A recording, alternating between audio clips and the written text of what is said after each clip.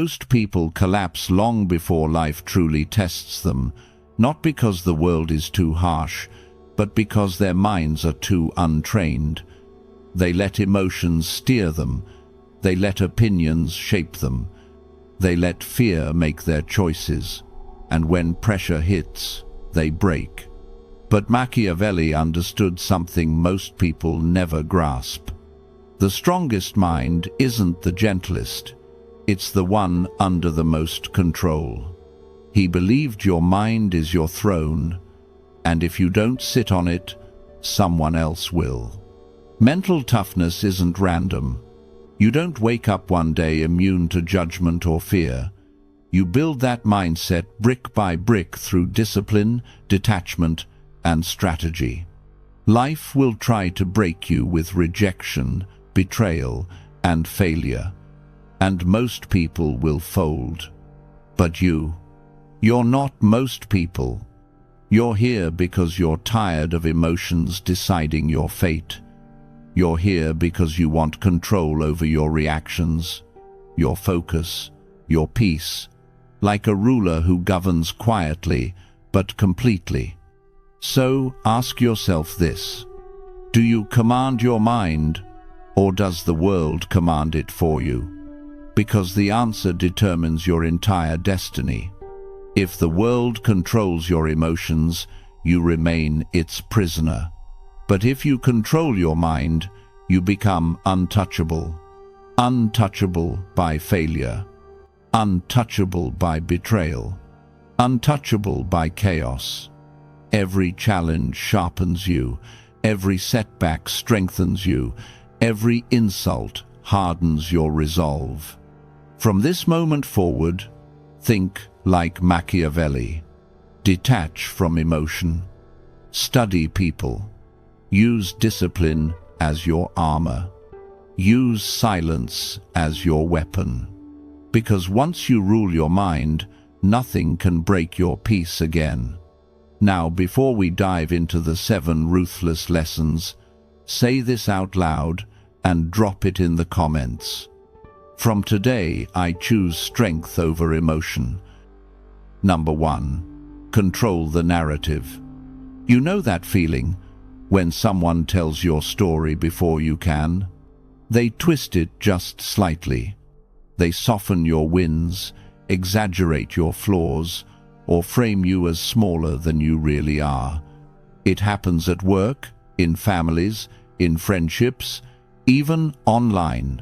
And every time it happens, you feel something slip: your power, your identity, your presence. But here's the Machiavellian truth no one admits.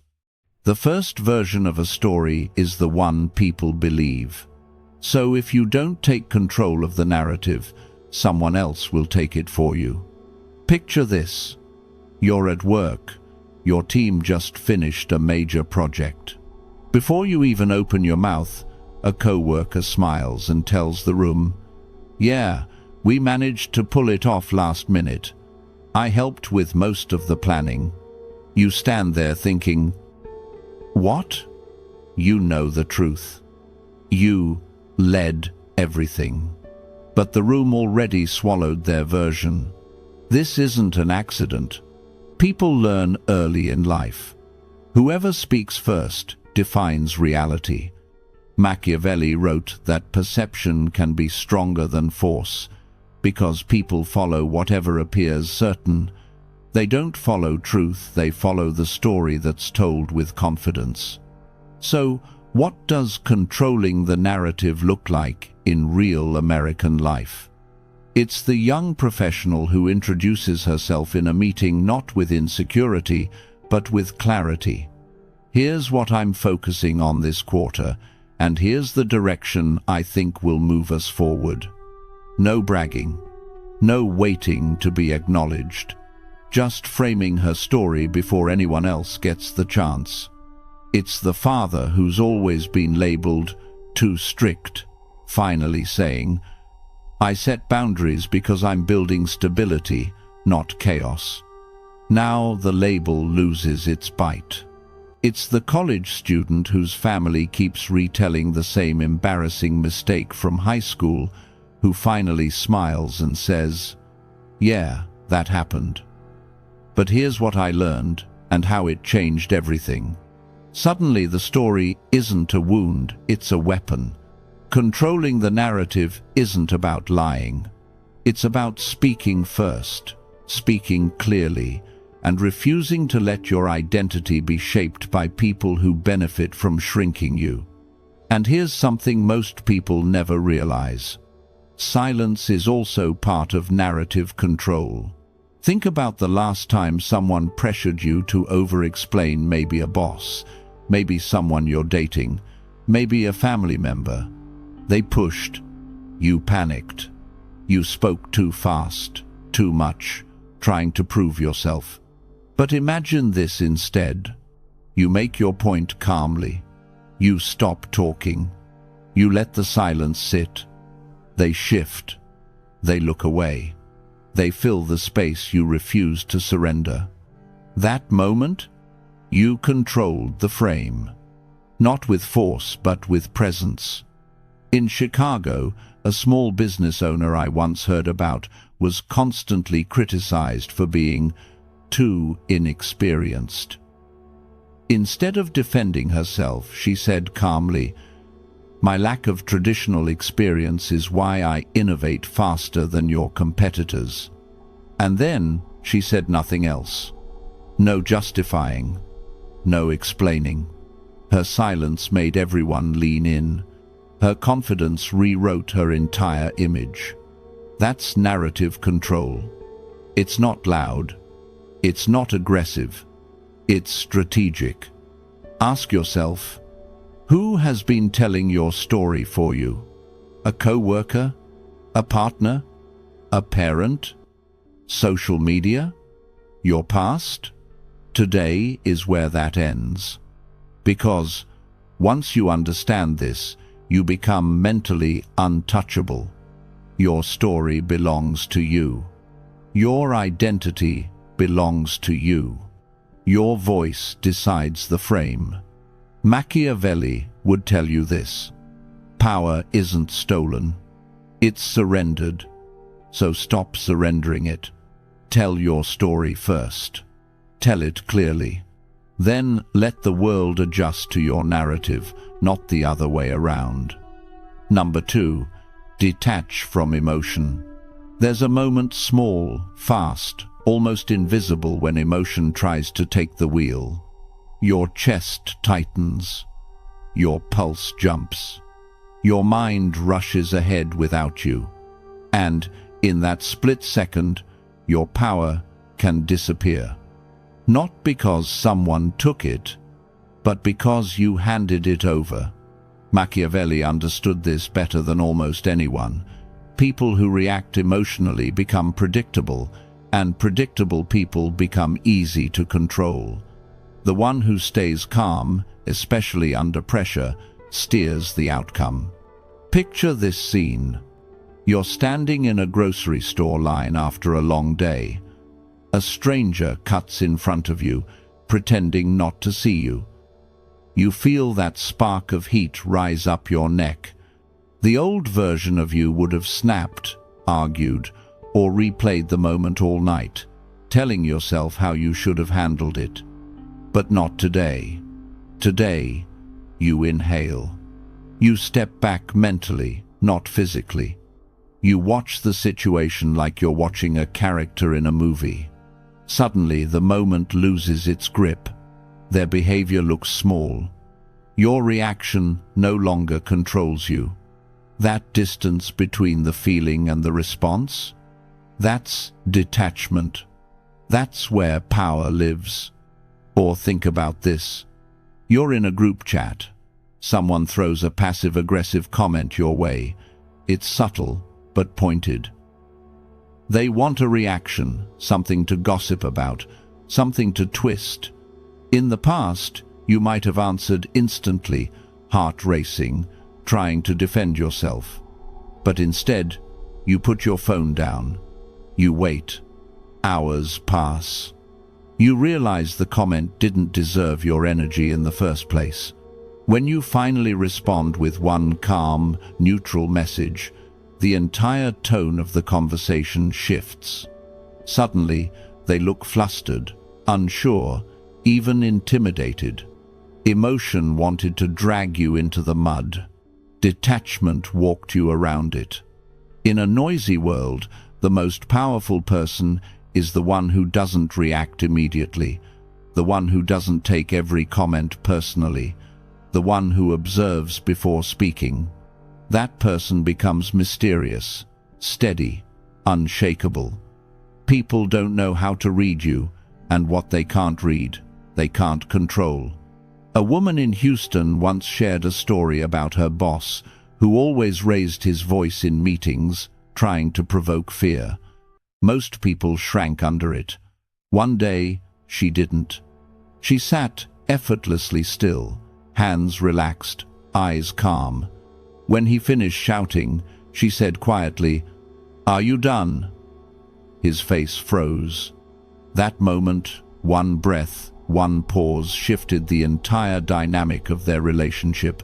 He never yelled at her again. That's the power of emotional detachment. When you don't feed the fire, the flames collapse on their own. Detachment does not mean you stop feeling. It means you stop bleeding for things that don't matter. It means your emotions serve you, not the other way around. Ask yourself, how many hours of your life have been lost to overthinking? How many nights have been stolen by someone else's words? How many times did you let emotion drive when it should have been in the passenger seat? Today, that changes. Detach, not because you're cold, but because you're focused. Because your energy is valuable. Because your mind deserves clarity. Because chaos can't drown a person who refuses to wade into it. Machiavelli would tell you this: the person who controls their emotions controls the room. The one who controls nothing but their reactions controls everything that matters. So, breathe. Step back. Watch. Let others exhaust themselves. And you remain untouchable. Before we move to third transformation, if you're getting value from this, tap like and subscribe. It helps the channel, and it tells me to keep making videos like this. Number 3. Expect betrayal. There's a certain kind of silence that falls right before someone betrays you. A shift in tone. A half-second pause. A strange sweetness in their voice. Most people miss it not because they're blind, but because they don't want to believe what's right in front of them. But you're not. Most people. Not anymore. Machiavelli wrote that a wise person prepares for betrayal long before it arrives, not with paranoia, but with clarity. Expecting betrayal doesn't make you cynical. It makes you prepared. It keeps your heart open, but your eyes sharp. It protects your energy from the people who smile with their mouths and lie with their actions. Picture this moment. You lend your cousin money because they swear it's an emergency. They promise they'll pay you back next week. The week comes and goes. Suddenly they're busy, then forgetful, then offended that you even reminded them. That's betrayal. Small, casual, almost socially acceptable, but betrayal nonetheless. Another scene. You're dating someone new. They say all the right things, post cute stories, make big promises.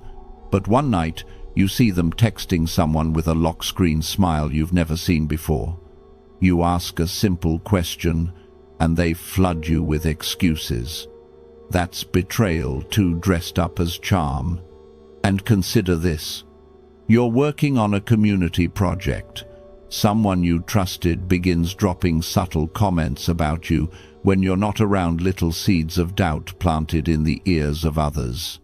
They want influence, recognition, control. And the easiest way to rise is to quietly push you down. Betrayal doesn't always come with a knife. Sometimes it comes with a whisper. When you expect betrayal, not fear it, you start reading people with frightening accuracy. You notice when someone becomes overly friendly right after needing something. You catch the hesitation before they agree to help. You feel the shift when loyalty starts thinning around the edges. It's not negativity. It's awareness. It's your evolution. Machiavelli knew that betrayal reveals more truth than loyalty ever could. Loyalty is quiet, often invisible. But betrayal, it's loud. It shows you exactly where someone's limits are, exactly what they want, exactly who they are when pressed. People don't betray at random. They betray where opportunity meets weakness, yours or theirs. A man in Phoenix recently told a story about his business partner who praised him publicly but chipped away at him privately. The moment he confronted him, the partner panicked, stumbled, and finally admitted envy. That betrayal didn't destroy the business, it clarified it. He walked away lighter, wealthier, and finally free of a bond built on resentment. That's the hidden gift of betrayal. It removes illusions. It forces you to see the world clearly. It sharpens your instincts and trims your circles. Ask yourself something. Who in your life could hurt you if they wanted to? And why do they have that power? Once you expect betrayal, you stop giving people weapons they could eventually use against you. You stop oversharing. You stop agreeing blindly. You stop building your peace on someone else's unstable loyalty. And here's the real shift. Expecting betrayal doesn't make you hard. It makes you smart. It teaches you how to trust slowly, how to watch behavior more than promises, how to stay open but impossible to blindside. You rise above the shock, the pain, the disappointment. You stop asking, why would they do this? And start asking, what does this reveal? Because betrayal is a teacher, a spotlight, a map. Once you expect it, you navigate the world with a calm, strategic presence that others can't penetrate. And in that clarity, you become untouchable. Number 4. Appear calm. Power has a sound. It's quiet, not silent quiet. Controlled, intentional, precise. When you learn to appear calm, you create a force field around yourself. People sense something different in you, something steady and unshaken. They can't quite define it, but they feel it. It's the same energy that makes a storm freeze for a moment, as if waiting for your permission to continue. Machiavelli understood this truth long before psychology gave it language. The one who stays composed controls the outcome. Imagine this. You're in a heated discussion. Everyone is speaking loudly, jabbing at each other with raised voices and pointed words. The room crackles with tension.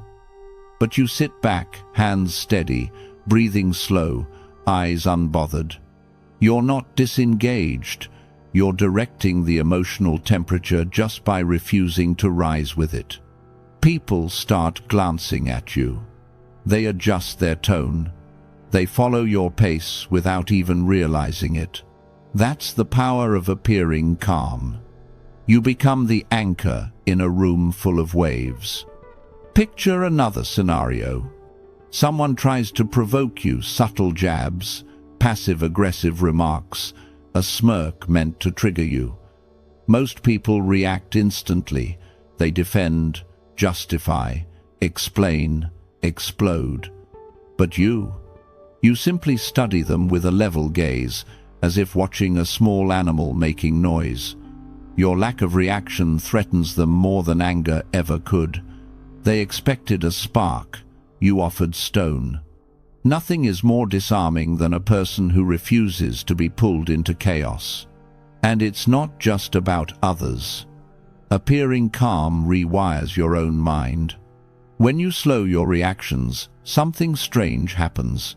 You begin to see the moving parts of a situation more clearly.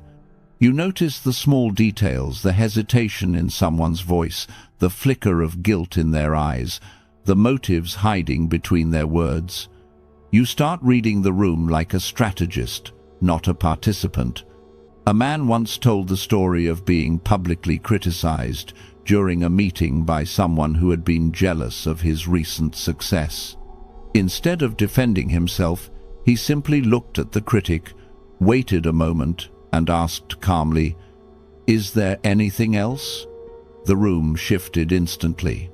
The critic folded. Everyone saw the difference between noise and control. That single moment elevated his reputation more than any argument could. Here's the truth. People fear chaos, but they respect the person who can stand in the middle of it without shaking. Appearing calm doesn't mean you feel no emotion.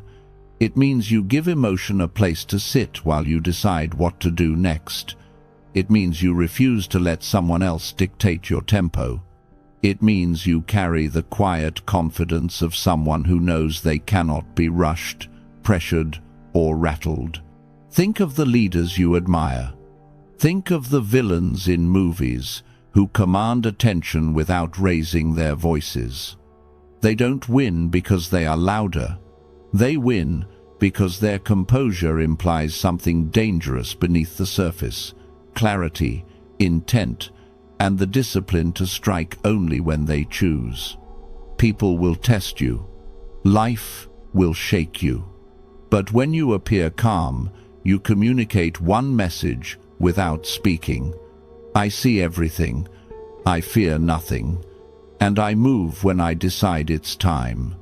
That presence, measured, deliberate, unbreakable, becomes your armor, your advantage, your weapon. And the world will treat you differently the moment you master it. Number 5. Keep power in silence. Silence isn't absence. It's presence wrapped in control. Every word you speak gives away a piece of your strategy, your energy, your power. Every unnecessary explanation, every attempt to justify yourself, hands someone else a map to your mind. Machiavelli wrote centuries ago, "The wise know when to speak and when to let others reveal themselves in their own words." Imagine this. You're at a company meeting. Ideas clash, tempers flare. Everyone is shouting, trying to dominate, prove a point. You lean back, say nothing, and observe. One by one, their arguments crumble under their own contradictions. While they speak, they expose motives, weaknesses, insecurities. You gain clarity without moving a muscle, without uttering a single word. Silence magnifies attention. It makes people lean in. They fill the void you leave with their own thoughts, often revealing more than they intended. That quiet space is where control grows subtle, invisible, but absolute. Picture another scene. A family argument erupts. Voices rise. Accusations fly. Most people rush to defend themselves. You stay still, breathing. You nod only slightly, never reacting. Hours later, you've understood alliances, frustrations, and boundaries. Others are exhausted. You are calm. The quiet has become your armor. This isn't passive. Silence is a tool of influence. It signals strength, patience, and foresight. When others speak, they are projecting their emotions, revealing their intentions, giving you insight into how to navigate them. Machiavelli's lesson is timeless. Power often lies not in the words you speak, but in the words you withhold. Even in smaller moments, silence rules. a text message designed to provoke, a comment at the dinner table, a critique in the hallway. Responding impulsively burns energy and gives control away. Waiting, observing, measuring this keeps you untouchable. The challenge is resisting the urge to fill the space. Our instinct is to explain, justify, argue, defend. But every time you resist, your position strengthens. Every pause makes others uncomfortable. Every measured response reminds them that you are not playing by their rules. Think of the subtle victories. A colleague who grows frustrated trying to provoke a reaction. A friend who realizes their gossip meets only stillness. A room that quiets because you haven't fed the chaos. Power in silence doesn't come from hiding. It comes from revealing selectively, controlling what others know of your mind. It's a slow-burning influence that shapes decisions and directs outcomes without a single raised voice. By mastering this, you conserve energy, sharpen perception, and gain leverage where words would fail. Silence becomes your shield, your mirror, your weapon. And the world begins to respect not what you shout, but what you never need to say. Number 6. Master the art of absence. Absence is not weakness. It is strategy, discipline, and power in motion. The world mistakes presence for control. They confuse constant availability with influence. Machiavelli warned centuries ago, those who disappear at the right moment create space for respect, mystery, and leverage.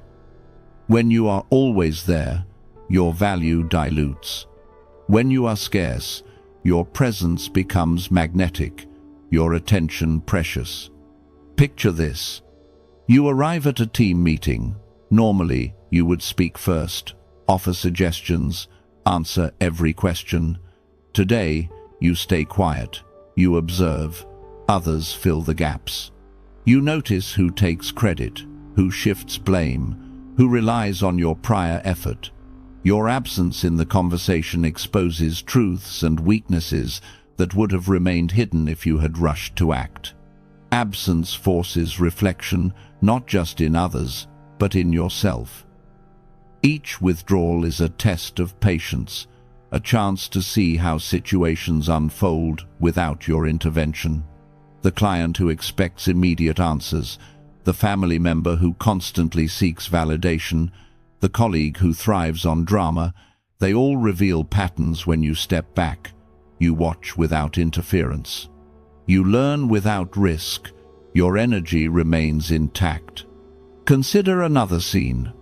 A friend wants you at every social gathering, every dinner, every event. In the past, you went, exhausted, distracted, overcommitted. Now, you decline. Politely, calmly. Your absence creates curiosity. Your presence at the next gathering carries weight. People notice, they adjust, they anticipate. You shape perception without a word. Absence sharpens value and builds authority. It is the quiet statement, I am not available to be exploited. I choose where I appear, when I speak, and whom I favor. Machiavelli understood this.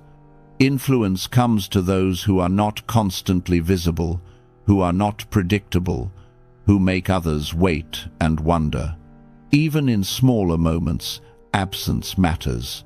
A late reply to a provocative text, a missed opportunity to justify yourself, a withheld comment at the dinner table. Every instance trains others to respect your boundaries and your energy. Every retreat strengthens your mental armor, your untouchability.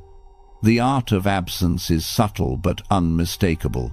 It teaches restraint, patience, and observation. It allows you to act decisively when the moment is truly yours. Power is not in doing more, it is in appearing less, controlling perception, and letting others reveal themselves while you stay strategically hidden. By mastering absence, you conserve energy, increase influence, and claim the high ground. You become a figure of respect, curiosity, and authority. People remember not the one who was always present. They remember the one whose absence made them reflect, wait, and recognize true power. If you haven't watched my previous video, The World Will Break You, unless you become ruthless, you're missing the foundation that makes these 8 transformations actually work. Think of this video as strategy. That one is your armor. You'll find it linked below and on the end screen. Number 7. Rule your mind. Your mind is a battlefield.